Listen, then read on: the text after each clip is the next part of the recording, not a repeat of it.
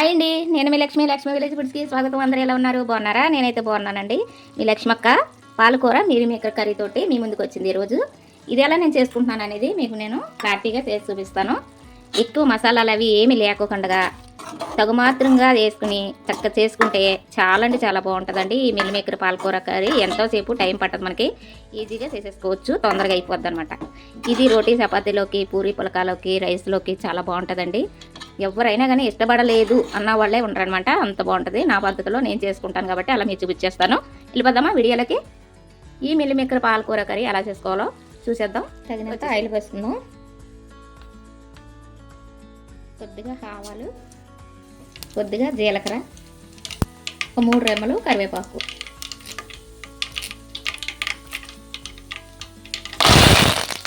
అలాగే కప్పు ఉల్లిపాయలు చిన్న ముక్కలు, అలాగే ఒక 4-5 పచ్చిమిర్చి.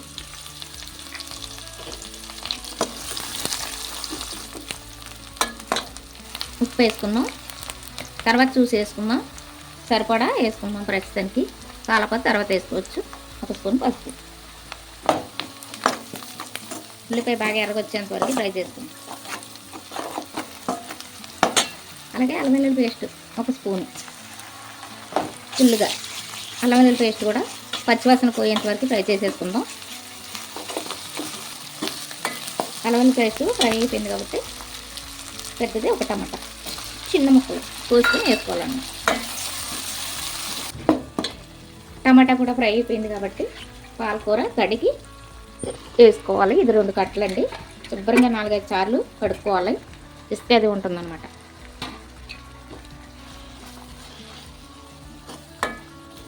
పాలకూర కూడా బాగా మగ్గిపోయింది కదా, దీంట్లో ఇప్పుడు తగినంత కారం వేసుకుందాం. మీరు తినేదాన్ని బట్టి వేసుకోండి, కారం కానీ ఉప్పు కానీ. మాకైతే కొంచెం కారం ఎక్కువగానే ఉంటుంది, తింటామన్నమాట. అందరూ తినేరు కదండి, మీరు తినేదాన్ని బట్టి వేసుకోండి, ఉప్పు కానీ కారం కానీ.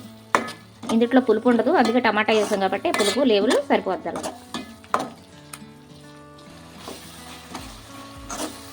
అయిపోయిందండి. పాలకూర కూడా కారం వేసుకున్నాం, కట్టేసింది కాబట్టి మిల్ మేకర్లో గోరువెచ్చని నీళ్ళు వేసుకుని ఒక 10 నిమిషాలు నానబెట్టుకుని గట్టిగా పిండి వేసుకుని వేసుకోవాలన్నమాట.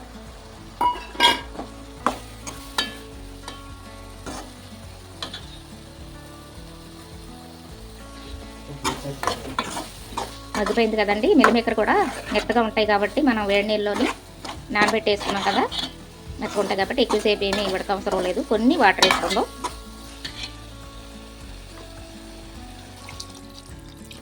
అంతే, ముడిగంత వరకు సరిపోతుంది. ఉప్పు కారం అన్నీ వేసుకున్నాం కాబట్టి కారం అది సరిపోతుంది. మీకు కావాలంటే ఉప్పు చూసుకుని తర్వాత వేసుకోవచ్చు. మూత పెట్టేసుకుని 1-2 నిమిషాలు ఉడికించుకుంటే సరిపోతుంది.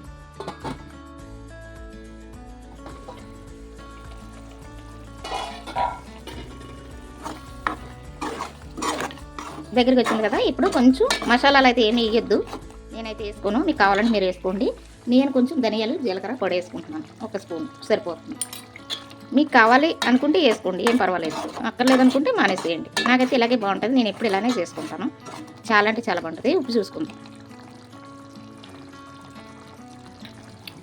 ఉప్పు అయితే కొద్దిగా పడదండి, వేసేసుకుందాం. ఉప్పు కారం అన్నీ కూడా సరిపోయాయి, సరిపోద్ది. 1 నిమిషం మూత పెట్టేసుకుని ఉడికించుకోండి.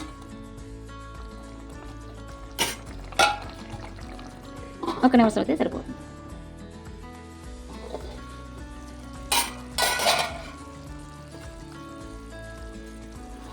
అంతే అండి, అయిపోయింది. దగ్గర పడిపోయింది కాబట్టి ఇలా ఉంటే పూరి చపాతీ పుల్కాలోకి రైస్లో కూడా బాగుంటుంది. ఇది మళ్ళీ ఇలా దింపేసుకుంటే ఈ పలసగా కొంచెం ఉంది కాబట్టి ఇది చక్కగా అయిపోద్ది అన్నమాట, దగ్గరికి వచ్చేస్తుంది. చాలా అంటే చాలా బాగుంటుందండి. మీరైతే ఎలా చేసుకుంటారు? నేనైతే నా పద్ధతిలో నేను ఎలా చేసుకుంటాను. కొద్దిగా కొత్తిమీర నాకు ఎక్కువే పడుతుంది, నేను ఎక్కువే తింటాను కాబట్టి ఎక్కువ వేసుకుంటున్నాను. మీరు తినేదాన్ని బట్టి ఎంత అవసరమో అంతా వేసుకోండి. అంతే అండి, కొత్తిమీర తోటి లాస్ట్ అయిపోయిందనమాట కర్రీ. మిల్ మేకర్ పాలకూర కర్రీ నచ్చిందండి. నా పద్ధతిలో నేను ఎలా చేసుకుంటానో మీకు అలా చేసి నేను చూపిస్తున్నాను. నచ్చింది అనుకుంటున్నాను. నచ్చితే లైక్ వేసుకోండి, సబ్స్క్రైబ్ చేసుకోండి, పక్కనే ఉన్న బెల్ ఐకాన్ కొట్టండి. బాయ్ అండి, నోరు ఊరిపోతుంది కదా. మరి ఇంకెందుకు లేటు, వీడియోలోకి వెళ్ళి నేర్చేసుకుందాం.